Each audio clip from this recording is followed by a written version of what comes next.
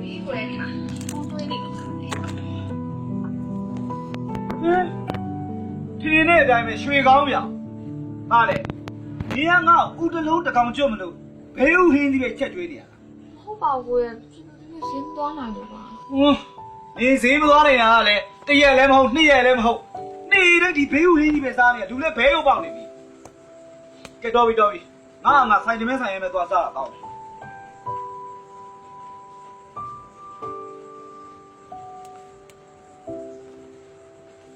တက်တာကြည်ပြူမှာကိုလေးလက်ဝင်တယ်နော်စိတ်ဆင်းရအောင်မလုပ်ဆမ်းပါနဲ့အင်းမကောက်လဲငါရှိလာစားစမ်းပါဟဲ့ တော်လေးကဘာနာလဲလို့လေကျွန်တော်မှရင်ကျုံးမပြီးမြင်းလေးဆွဲပြီးလို့ရံငွေဆောင်ရတာကတစ်မျိုးစေကန်းသွားပြီးကြည်ပြူပိုက်အဲ့ရတာကတစ်မျိုး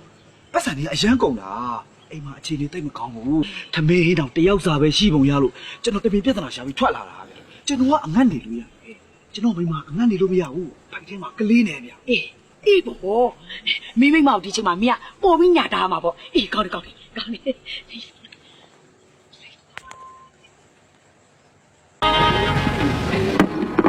ဒီမှာမင်းမစားသေးဘူး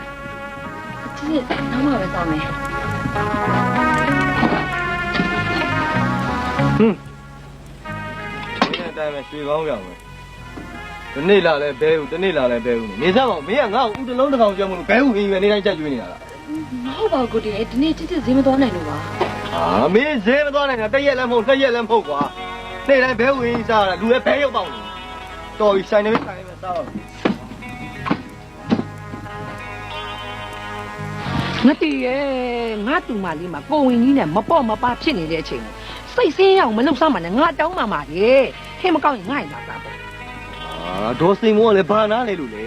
ဒီလက်ချစ်ချစ်ဘိုက်အားနဲ့ဘာနဲ့အိမ်မှာအချိန်တွေကသိပ်မကောင်းဘူးကုန်ကြများနေသမင်းနေဟင်းနေတော့မတယောက်စားပဲချက်ပုံရတယ်ကျုပ်ကိုကြွေးပြီး तू ကအငတ်ခံမဲ့ပုံအဲ့ဒါကြောင့်မို့ကျုပ်တမင်းငါပြဿနာရှာပြီးထွက်လာကျုပ်ကယောက်ျားအငတ်ခံလို့ရတယ်ကျုံမင်းကအငတ်ခံလို့မရဘူးအဲ့ဒါသိလား အေးဟုတ်တာပဲသူ့ဘိုက်ထဲမှာကလေးလေးနဲ့ အဲ့ဒါသိရင်လည်းပြီးတာပဲ